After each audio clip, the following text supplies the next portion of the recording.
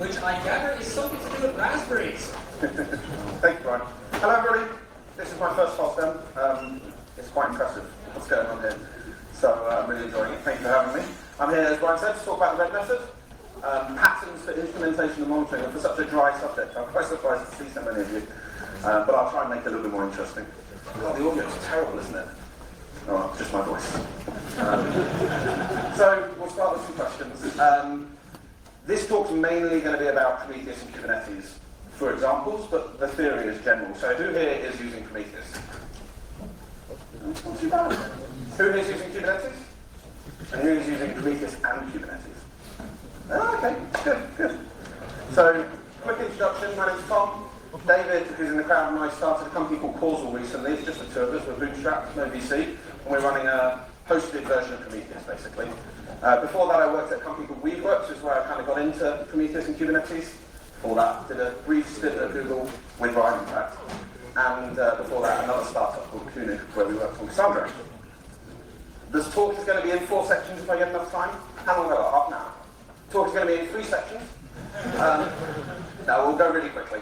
Use method, which kind of inspired the RED method, and then the 4 golden signals, which is actually what inspired the RED method. I just forgot about one of them.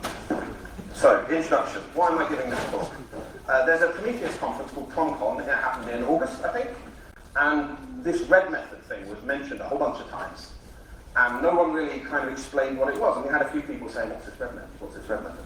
And so the RED method is a name I gave to these 3 signals you should measure from your services in like 2015. And I felt like, well, really somebody, maybe me, should explain what I mean. So that's why I'm here and why I'm doing this talk.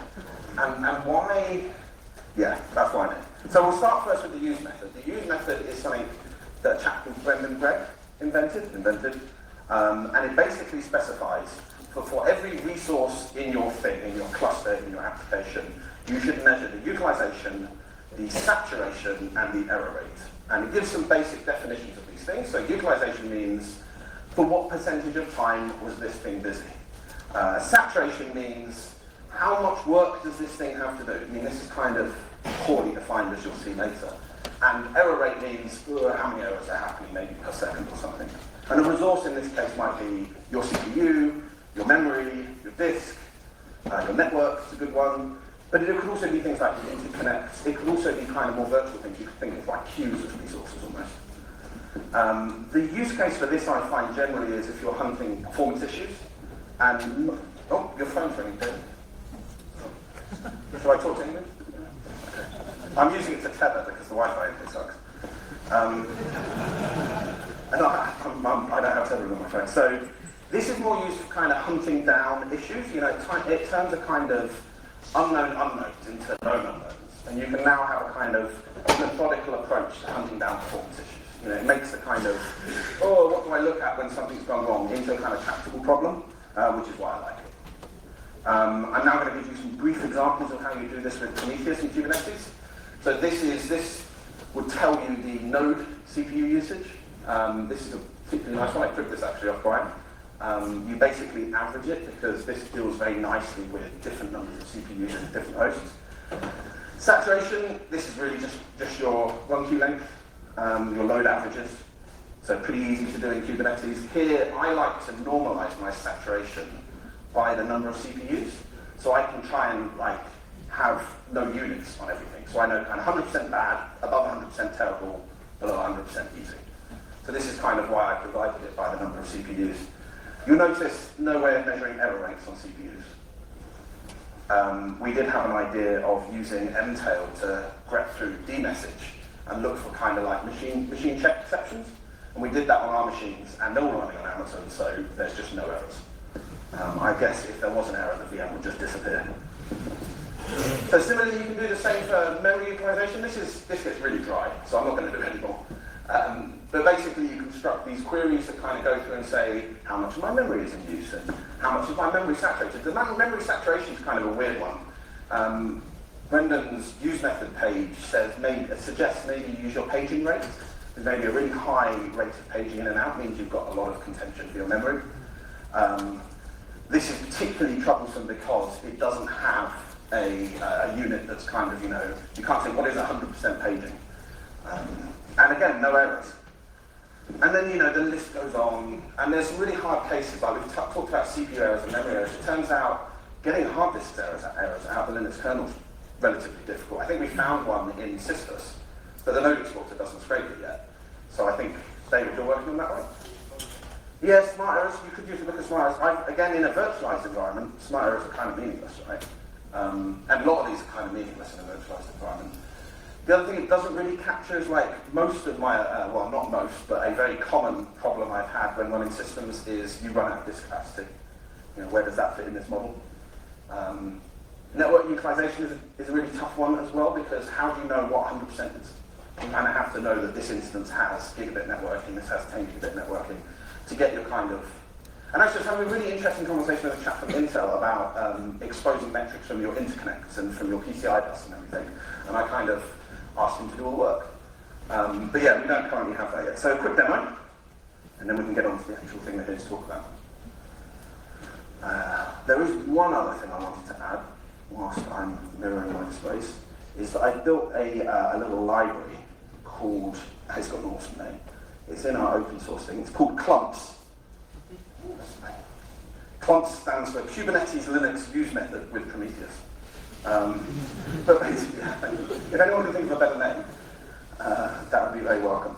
But basically, it's a set of dashboards in Grafana for doing this kind of use method on Prometheus, with Prometheus on Kubernetes.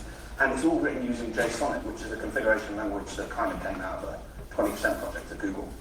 And I believe Grafana's very keen on JSONet in the future. Yes. Yes, good. I'm very keen on JSONet too. But they kind of look like this. You write your dashboard and you say, I want a dashboard and I want a row in there and I'm going to add some panels, and then you get straight your Prometheus query that we had earlier. Hopefully you can all see that. And so, we've gone through and done this for every single resource we can think of, for both utilization, saturation, and error rate if we've got one. And this is what it kind of looks like. This is running on our production cluster right now, one of the nodes. And you get utilization, saturation, there's no error rates. Memory utilization, here's the kind of paging rate, not particularly meaningful. There's no disk saturation, apparently. Network utilization, and then I just stuck this in the end. And we can do this cluster-wide as well, which is kind of nice. Cluster-wide, there's cluster-wide. Use method, clumps, dashboards. The other thing we've added, it's kind of getting a bit off topic, but this is actually way more useful, is, actually I'll save this till the end. I'll just tease you with that one. Right then, so that's kind of the use method in 8 minutes. Now we will move on to the red method, what I'm actually here to talk about. So, references to the use method. There's only really one, which is Brendan Gregg's website. It's fantastic. It's got everything you need to know. There's loads of pages, loads of detail. I've barely done it justice, so please go and read that if you're more interested. And there's the link to Clumps. So the red method. The red method says, for every service, so we're not interested in resources, we're interested in the services now, microservices, services. Measure the rate, the number of requests you're getting per second, the errors, the number of those requests that are failing, and the duration of those requests. So the rate of the requests, the errors of the requests, and the duration of the requests. Why do this? Well, basically, we had someone join Weaveworks when I worked there, and they asked us about our monitoring strategy. We were just launching our hosted version of another product called Scope, another open source project. And we're like, yeah, we've got monitoring, don't worry about it. And he's like, do you have a methodology? How do you know you're monitoring the right things? And I was like, I have no idea what he was talking about. He's like, you should use the use method. So I went away and I went and read about the use method, and it was completely not what I wanted. I'd spent a few years at Google, and the use method was very much, what you did for resources, and we were very much interested in what you did for services. And at this point, I didn't know about Google's SOE book. I don't think it was even out yet. And so I kind of said, look, we need something like the use method, but for services. And so I said the red method, because it kind of makes, it makes a word. And I completely forgot about the fourth one. So basically, it came from 4 golden signals with a catchy name, and I forgot the fourth one. But what's useful about this? Well, if you do the red method and you instrument all your applications so they expose these metrics, you can kind of get much better operational scalability. So an individual can be on call and can solve problems with your services without necessarily being the guy who wrote them, without necessarily being the person who, intimately knows the inner workings of that service. They can kind of treat them as black boxes as long as you're measuring the red method metrics of each of those services. And so this allows you to get this kind of operational scalability and not have to be on call for code you've written all the time. At Weaveworks, I looked after code I hadn't written, people looked after my code, and it kind of works. And same is true for Google. Google, I barely wrote any of the services. It relates very closely to your SLAs that you should be offering your customers. So really, this is what you should care about. You should care that your customers are happy. You don't really, this is the problem I have with the use method, is it's kind of, are my computers happy? Are my CPUs not too stressed? And do they have enough free memory and so on? And I don't really care if my computers are happy. In fact, it probably makes me happy when they're not. I care that my customers are happy. And my customers are happy when there's not many errors, less than 1% maybe, we'll see. And when the duration, the latency of the requests are low. That's when my customers are happy, I hope. So this allows me to build SLAs. As I said, I came up with this in about 2015. I had a different haircut back then. I still have that t-shirt though. And people thought I was trying to say that Brendan Gregg's use method was not the right thing, and it's not. These are kind of two complementary things. Anyway, super easy to do the red method with Prometheus. You declare the metric. I promised to have code on these slides, so here we go. You declare the metric. This is just boilerplate. You need this once in your application, or for instance, with Causal and Cortex or with Weaveworks, this just appeared once in a common library. Declares a histogram metric. Inside that, we break the metric down by method, root, and status code. And the method and root are kind of interesting, but the status code is the one that allows you to measure the error request. One of the things you get with a histogram metric is you also get a count of the number of requests, and you get a sum of them. Counting the sum of the times it takes. That allows you to get an average, for instance. And then when you want to instrument, this is, for instance, how you do it with HTTP services.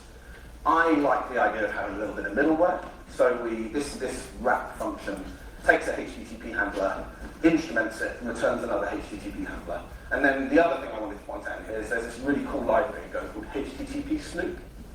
And this gives you a wrapper around a response writer that's instrumented. So go and get HTTP Snoop, it will give it a response writer, it will return you your response writer that's instrumented, pass that on to the actual HTTP handler, and then when that's finished, you can go and ask this about the metrics it's gathered.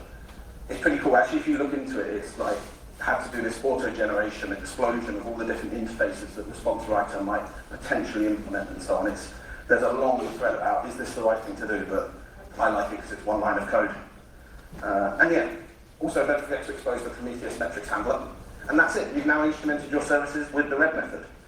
Unlike the use method, all the queries for the red method fit on a single page. And I will now type them in live to prove that I know what I'm doing. Well, or prove I don't. No, that's not right. So, this is, I'm gonna cheat a little bit and use Causal's interface, which is basically the same as Prometheus' interface, just blue and white. And we can say, let's say, request rate for our dev cluster. So we do request, and the reason I'm cheating will become obvious because I have this awesome tab complete. Awesome when I've got so many things. So I don't want that one, I want one that's empty. Count.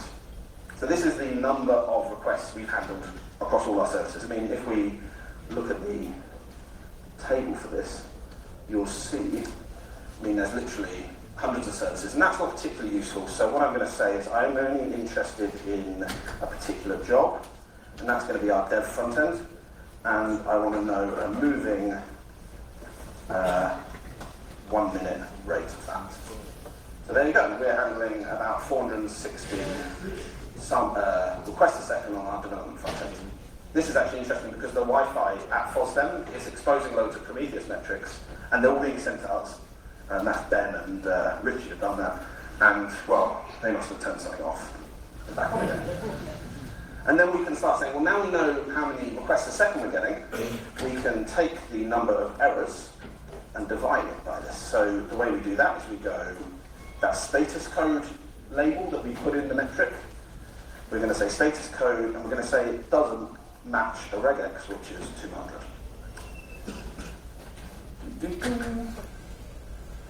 There were some errors. There was 0.03% errors, what, half an hour ago? Who knows? That was errors on our side, probably. And then the final thing we can do, and I'm not going to type this one in because it takes ages, and David's added this really cool autocomplete, is we can basically say, it'd be really nice if these were sorted alphabetically, David. Just, you know, a bit of live feedback. Request duration seconds, there we go. So this automatically sets up the queries you need to get your 95th percentile, your 50th percentile, and your average. And then it takes literally seconds to calculate that. That shouldn't be that slow. Anyway, there you go. There's our kind of latency going into our dev front end. Well, actually, this is going into both our front ends because it's not broken down. And we can see that our 99th percentile latency this is in seconds. What's that, 20 milliseconds? That's not bad. I'm happy with that. So, there you go. That's the red method. Not quite finished with it, though, because one of the things I particularly like, I talked a bit about how the red method allows someone to be on call for your services when they haven't written the services. And you can imagine your microservice architecture to be a kind of tree of services, right? And if you've got this tree of services, maybe you've got a front end at the top, and depending on the path the user goes to, they get a different service, and maybe one of those services also has some supporting services doing maybe storage and so on. You can see how this model kind of fits. And what I like about the red method is you can map this straight onto a set of dashboards that you can build, and you might even be able to build automatically, that kind of go breadth first through that tree, doing on the left your request rate broken down by success or failure. So that kind of covers rate and errors. And on your left, the latencies. And this is how we do all our dashboards, of course. Well, there's a picture of me, you can see it live. And then you kind of get this nice methodical approach. Something's gone wrong. What I do is I start at the top and I look for high latencies or high error rates, and I just keep going down until I see the service that's causing those high latencies and error rates. And then I've kind of pinpointed in a very kind of unscientific way the error. So this is there's a company called Vivid Cortex who wrote a blog post called Hierarchical Red Method, and this is, I think, what they mean. The other thing I just wanted to focus in on is the latency measurements. So I think I actually picked this trick up from you, Brian. One of the things I always include in my latency measurements is averages. And you've probably seen talks where they say, never look at the average. Averages are misleading. And it's true, they are. I include the average for two reasons. One, it tells me if my histogram metrics are correct. So in Prometheus, the histogram metrics are collected as a series of buckets. So you've got like all requests below a millisecond, all requests below 10 milliseconds, all requests below 100 milliseconds, and all requests above that. And if you get your buckets wrong, you can kind of, for instance, if you have like all your requests in the upper bucket, Prometheus will tell you they're all taking 100 milliseconds when they could be taking 25 seconds. So your average, I got the average, and I always hope it's close to the 50th percentile. Because if it's not, it kind of tells me, you know, if for instance the average is above the 95th percentile, then that tells me something's wrong with my buckets. The other reason I have the average is because average is sum. You know, if I've got a service that does a request to another service and then a request to another service, the average latency of this service should be the sum of those two services. The same isn't true for percentiles. So this is kind of, I find averages useful, but yes, you should still use 99th in this case, percentile, because that tells me that most of my customers are happy. If you've got any questions, by the way, feel free to interrupt me. A bit more reading material. The slides will be online. I mean, the slides are already online. But there's a whole bunch of other talks. I mean, this is like the fourth time I'm giving this talk. The good ones are Cindy's Logs and Metrics talk. Cindy organizes the Prometheus San Francisco meetup and is a really good author. So I would encourage you to read anything she writes. Peter's the same. He's a really good author as well. And he mentions the red method a couple of times. He was at Weaveworks when we came up with this. Last one, 4 golden signals. So this is really the thing that was the red method was supposed to do. I just forgot about one of the signals. What it isn't is a magic sticker you put on your mobile phone. That's what if you Google, you know, golden signal, that's what you get. So for every service, you measure the latency. This is like the duration in the red method. You measure traffic, which I guess is like rate, like request rate. You measure the error rate, which is exactly the same. The E literally stands for the same thing. And then you measure this one, which I forgot, called saturations. How full your service is. How full your service is. Like, how do we measure that? I mean, I don't know about you guys. I guess I should really go and do a lot of capacity planning and load testing of my service and know that with one CPU I can handle this many requests a second. But I have other things to do with my time. So I don't know how full my service is. And then someone suggested to me, well, the easiest thing to do would be to look at their CPU usage and look at how much of, say, the limit of CPU you put on the service is compared, how much they're using compared to that. And that turns out to be really easy with Kubernetes and Prometheus. So on our Kubernetes cluster, we give every pod a request, a CPU request. So we come along and say, look, this pod really shouldn't use more than one CPU. And we do this because we run our dev environment on the same cluster, we run different users and different jobs all on the same cluster, we don't want them interfering with each other. And it turns out we can just look at the proportion of that it's using, and that gives us a kind of indication of how full this service is. So this one is actually a real demo. Mirror. And we go. I'm going to have to copy some things out. This is all in the clumps dashboards, by the way, guys. If you, it would be kind of useful if I could clear that all out as well, David. Instead of having to reload the page. Oh, the Wi-Fi slow. So, what we're going to do, in the clumps dashboards, there's this thing called namespace name kubepod container resources. So this is a little recording rule that we've written that tells us, based on the namespace the job is in and the name of the job, and it kind of aggregates together jobs with the same name, how many CPUs they've requested. There you go.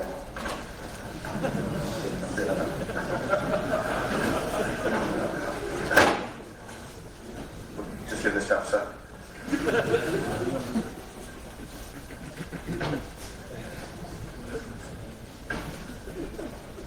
So yeah, so we basically say our ingester in prod needs 6 CPUs.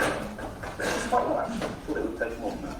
And then what we can also take is a different one, which says container CPU usage second sum rate, which is telling us how much they're using, and we can just divide the two. And then we need namespace name. And then if that works, it doesn't work. Namespace name. Try this one. Oh well, when it works really well. Oh, that's going to really annoy me now. So, that one just doesn't exist, does it? So what have we done wrong? We're probably not running the latest version. So,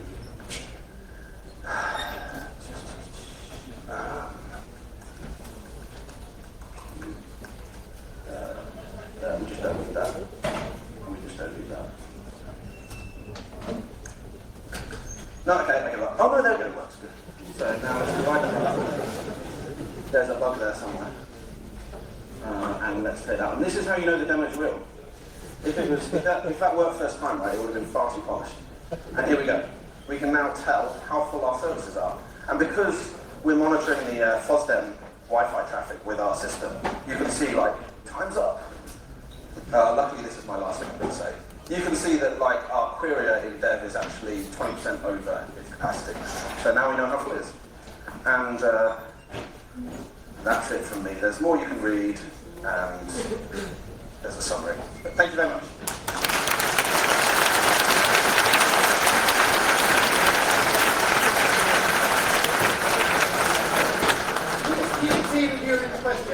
So we have 5 minutes for questions. Who's got the first question?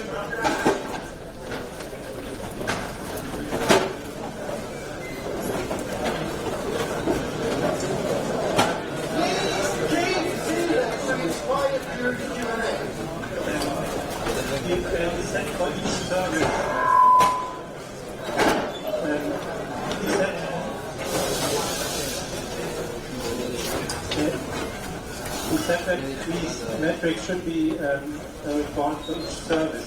Do you distinguish between different operations of a service that may have different characteristics, or doesn't that make sense? No, I mean, that very does make sense. The question was, if you didn't hear that, I said that these metrics should be recorded for every service. But do you distinguish between different operations on the same service? Now, there's like two schools of thought. I guess in the microservice world, you're not supposed to have different operations on the same service. Like if it's a different operation, it might have to be a different service. Like, I don't know, I don't necessarily subscribe to that. So I do. In fact, as you saw in the first bit of code, we include the method in the metric. And one of the things that's particularly useful, especially when alerting on these, is alerting on these by broken down by method. Because for instance, like you see in our latency is really low, but actually if you broke that down by a query latency, you'd see that one thing, which is really low traffic, has really high latency. So we do actually alert by method as well. So yeah, it's a good point on it. Yes. Thank you. Any other questions here? Don't understand for George. How would you do that if you have something like actors ACA running, because they're not synchronous calls? To show this directed graph there. If you have what? If you have ACA, reactive service. Oh, ACA. Yeah, no idea. Like, I don't know anything about ACA. There was supposed to be a fourth section to this, which I called because I didn't think I'd have time, which is how you kind of monitor processing pipelines. Maybe that's like ACA. But that, like, I would advise a kind of die testing approach where you inject some false events and then export histograms at each stage saying how long it took to process these false events. That's how we did it. Any more questions there? You can come talk to me afterwards if you don't want to ask questions. Any more questions? Put up the border here.